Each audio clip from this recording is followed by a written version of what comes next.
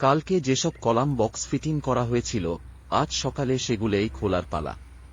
কিন্তু নিয়মের ফাঁক গলে বাধা হয়ে এল আকাশ। কাজ শুরু করতে না করতেই মুষলধারে নেমে এল খুব জোরে বৃষ্টি। চারপাশ অন্ধকার করে অঝরে জল ঝরছে। ঠিক তখনই আমাদের দলের এক মিস্ত্রি গায়ে রেইনকোট চাপিয়ে মই বেয়ে উঠে পড়লেন ওপরে। বৃষ্টির সেই ঝাপটার মধ্যেই কলাম বক্সগুলো একে একে খোলা শুরু হলো।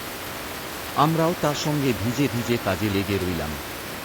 কিছু সময় পর বৃষ্টি কিছুটা কমল, আর ততক্ষণে আমাদের সব কলাম বক্স খোলার কাজও পুরোপুরি শেষ। বৃষ্টি থামার পর দম ফেলার ফুরসত কই।